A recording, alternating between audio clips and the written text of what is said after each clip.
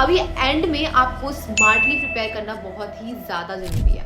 Based on 5 year analysis कुछ chapters ऐसे हैं जो बहुत ही ज़्यादा डिफिकल्ट हैं, उनकी बहुत लेस प्रोबेबिलिटी है एग्जाम में आने की, एंड आते भी हैं तो गलत होने के बहुत ज़्यादा हाई चांसेस होते हैं। वहीं कुछ चैप्टर्स ऐसे भी हैं जो बहुत ही ज़्यादा इंपॉर्टेंट होते हैं, जिनसे भर भर के क्वेश्चन आते हैं एंड उनको एंड मोमेंट पे भी थोड़ा बहुत करके नंबर लाया जा सकता है, एंड इन्हें आपको बिल्कुल भी मिस आउट नहीं करना चाहिए। कुछ नहीं किया है अगर आपने तो एटलीस्ट ये चैप्टर्स के फॉर्मूलाज आप जरूर देख के जाना, या तो इनके। तो ये है आपके केमिस्ट्री के मस्ट डू चैप्टर्स। पहला है जीओसी। सबसे ज्यादा क्वेश्चन इसी चैप्टर से केमिस्ट्री में पूछे गए हर शिफ्ट में 2024 के जनवरी एंड अप्रैल अटेम्प्ट में, तो इसको छोड़ने की गलती मत करना। दूसरा D and F block elements. जब से ब्लॉक केमिस्ट्री के बाकी चैप्टर्स हटे हैं भैया, इससे बहुत क्वेश्चन आ रहे हैं, काफी आसान क्वेश्चन आ रहे हैं। तीसरा है आपका hydrocarbon. Fourth is chemical bonding and molecular structure, and fifth is coordination compound. ये chemical bonding and coordination compound आपके सालों से हर बार हर शिफ्ट में इनसे काफी क्वेश्चन आते हैं, काफी आसान क्वेश्चन आते हैं, तो इनको इग्नोर करने की गलती बिल्कुल मत करना। सिक्स्थ है classification of elements and periodicity. काफी आसान चैप्टर है, आप इसको 1-2 दिन में भी करके खत्म कर सकते हो, बहुत इजी क्वेश्चन आता है। Seventh is biomolecule. आप इनको 1-2 दिन बैठो, बस रटने वाला चैप्टर है, रट के खत्म करो, एग्जाम में एक क्वेश्चन आएगा, 4 नंबर तुम्हारे फिक्स है। 8th is electrochemistry, 9th is halo alkanes and halo arenes, and 10th is structure of atom. Structure of atom से बहुत सारे फॉर्मुला बेस्ड क्वेश्चंस पूछे जा रहे हैं, तो इस चैप्टर को पूरी तरह इग्नोर करने की बिल्कुल भी गलती मत करना। Now let's talk about can be ignored chapters. First is ionic equilibrium. इसको आप एंड में सोचोगे कि उठा के पढ़ के कर पाऊंगा क्वेश्चन सॉल्व, तो नहीं होने वाला है। इसमें बहुत टाइम आपको देना पड़ेगा, जो क्वेश्चन आते भी हैं वो डिफिकल्ट आते हैं, तो एंड में आपसे नहीं बनने वाले हैं। दूसरा है प्रैक्टिकल केमिस्ट्री। अब देखो यार, ये जो चैप्टर है ना, इसमें लोग सॉल्ट एनालिसिस ये वो पूरा घुस के पढ़ते हैं, सोचते हैं छूट ना जाए ये वो, बट नहीं आता मीन्स में इनसे इतना ज्यादा क्वेश्चन। उतना ज्यादा एडवांस लेवल का सॉल्ट एनालिसिस पढ़ने की जरूरत ही नहीं है। इसके जो क्वेश्चन पूछे जाएंगे यार, वो बहुत ही कम पूछे जाते हैं, जो पूछे भी जाते हैं वो आपके बाकी चैप्टर से रिलेटेड होते हैं, तो आपके वो ऐसे भी सॉल्व हो जाते हैं, तो एंड में इस पर ज्यादा बहुत टाइम वो करने की जरूरत नहीं है। Third is carboxylic acid derivatives. इसमें क्या है कि बहुत लोग की ऑर्गेनिक उतनी स्ट्रांग नहीं होती है, इस चैप्टर से थोड़े डिफिकल्ट क्वेश्चन पूछे जाते हैं, मिक्स क्वेश्चन पूछे जाते हैं, तो इसको आप एंड में ज्यादा एफर्ट्स मारने पे मत जाना, इसको आप छोड़ सकते हो। 6th is redox reaction. कुछ क्वेश्चंस बहुत ही ज्यादा डिफिकल्ट देखे गए हैं इससे, एंड बहुत ही ज्यादा कम क्वेश्चन, जो भी मैंने चैप्टर्स बता रही हूँ इनसे क्वेश्चंस बहुत कम आए। सबसे कम क्वेश्चन केमिस्ट्री में इन चैप्टर्स से आए, तो उनमें से एक रिडॉक्स है, ये डिफिकल्ट भी है, तो इसको आप एंड मोमेंट पे इग्नोर कर सकते हो। Before talking about physics and maths, let me tell you कि आपको जेईई मेंस के साथ साथ बिटसेट और एनसेट जैसे एग्जाम्स में भी ऐसी ही स्ट्रेटेजी फॉलो करनी होगी। हर एग्जाम का पैटर्न थोड़ा अलग होता है, जिसके कारण आपकी प्लानिंग भी रीडिजाइन करनी होगी।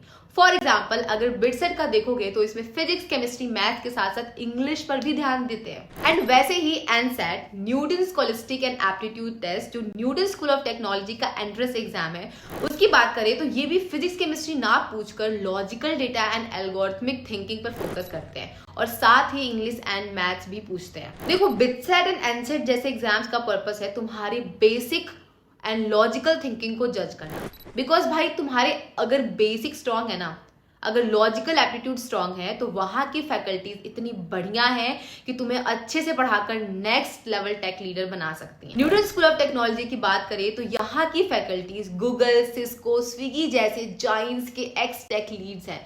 जब ऐसे लोग पढ़ाते हैं तो तुम टेक लीडर बनने के लिए तैयार हो ही जाओगे।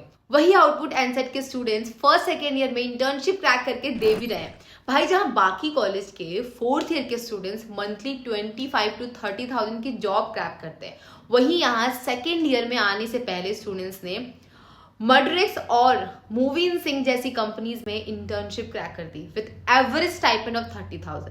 इवन रेजर पे में एनसेट के स्टूडेंट्स ने 50,000 पर मंथ की स्टाइपेंड पर इंटर्नशिप क्रैक करी है। एंड मानोगे नहीं, बट एक स्टूडेंट ने तो जीसॉफ में 1.25 लाख पर मंथ की स्टाइपेंड वाली इंटर्नशिप भी क्रैक करी है। अब ये सब पॉसिबल कैसे है? बेसिक स्ट्रॉन्ग और स्ट्रॉन्ग फैकल्टीज की बढ़िया मेंटरशिप।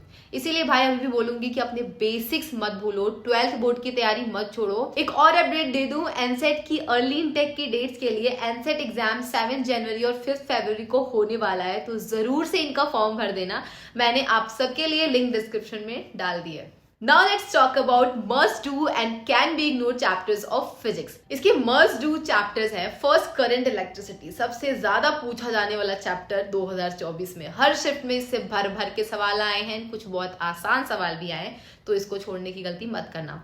दूसरा है electrostatics, third is laws of motion, fourth is magnetic effect of current, fifth is alternating current, sixth is kinetic theory of gases, seventh is motion in 1D and eighth is modern physics. Modern physics से बहुत सारे formula based question पूछे गए हैं, आसान question पूछे गए and बहुत सारे क्वेश्चन पूछे गए, तो प्लीज इसको इग्नोर मत करिएगा। Now can be ignore chapters of physics. First is momentum and collision. इससे यार देखो कुछ बहुत डिफिकल्ट सवाल पूछेगा, बहुत कम, one of the least asked chapter में से ये एक है, तो आप इसको इग्नोर कर सकते हैं। सेकंड इज एक्सपेरिमेंटल फिजिक्स, इससे भी लास्ट ईयर में बहुत कम सवाल पूछे गए हैं, तो आप इसे भी छोड़ सकते हो अगर अभी तक आपने नहीं किया है। Third is motion in 2D। Motion in 1D से बहुत सवाल देखे गए, वही मोशन इन 2D से बहुत कम देखे गए, तो मेंस लेवल पे आप इसको भी इग्नोर कर सकते हो। Fourth is waves and sound, इसकी बहुत लो प्रियोरिटी देखी गई है, जो क्वेश्चन आए हैं वो भी टेढ़े मेढ़े से आए, तो आप इसको भी इग्नोर कर सकते हो। एंड फिफ्थ इज ऑसिलेशंस, इसे भी आप छोड़ के जा सकते हो अगर आज आपने अभी तक नहीं किया है तो। अब देखो मैंने ये चैप्टर्स बताए, इनकी बहुत लीस्ट प्रियोरिटी है एंड ये थोड़े से डिफिकल्ट है, तो अगर आपने पहले से बहुत स्ट्रॉन्ग करके रखा हुआ है तो you can consider done, but अगर नहीं है ये स्ट्रॉन्ग या अभी तक नहीं किया तो एंड में इन पे ज्यादा एफर्ट्स मारने की गलती मत करना, क्योंकि आउटपुट नहीं मिलेगा। Now maths, must do chapters of maths. First is 3D geometry, बहुत सारे भर भर के सवाल एंड कुछ बहुत ही आसान सवाल। सेकंड इज डेफिनेट इंटीग्रेशन, ये थोड़ा डिफिकल्ट चैप्टर है, बट कुछ यार बहुत ही आसान इंटीग्रेशंस पूछे गए हैं पिछले सालों में, तो आप बेसिक इंटीग्रेशन जरूर करके जाना डेफिनेट वाले, जो कि यूं ऐसे बन जाते हैं, उनसे आपको मार्क्स मिल सकते हैं। Third is differential equation, fourth is sequences series, fifth is vector algebra, sixth is straight line, seventh is quadratic equation and eighth is matrices. Now can be ignored chapters of maths. First is application of derivatives, बहुत कम सवाल देखे गए हैं, जो आए भी हैं वो डिफिकल्ट पूछे गए एंड ये यहाँ पर ऐसा नहीं है कि ऐसे ऐसे करके बस आप खत्म कर दोगे, तो इसे आप छोड़ के जा सकते हो। Second is ellipse, third is trigonometric equations, fourth is inverse trigonometric functions, काफी टफ सवाल, बहुत कम सवाल एंड ये थोड़ा चैप्टर भी थोड़ा डिफिकल्ट है, इतना आसान नहीं है। Fifth is parabola and sixth is indefinite integration. Indefinite integration के बहुत ही कम सवाल देखे गए थे और जो देखे भी गए थे वो काफी टफ देखे गए थे, तो आप इन सबको एंड में लेके मत बैठना, इनको आप इग्नोर कर सकते हैं। अब यार देखो लास्ट के बस कुछ दिन बचे हैं, जो इंपॉर्टेंट चैप्टर्स बताए हैं एटलीस्ट उनको वन शॉट से ही सही बट एक बार देख लेना।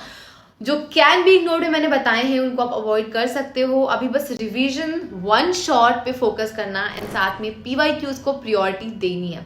बाकी अभी तुम्हारी प्रिपरेशन कैसी चल रही है मेरे को अभी कमेंट्स में अभी के अभी लिख के बता दो, ताकि मेरे को भी समझ में आए कि सबकी क्या हालत है अभी।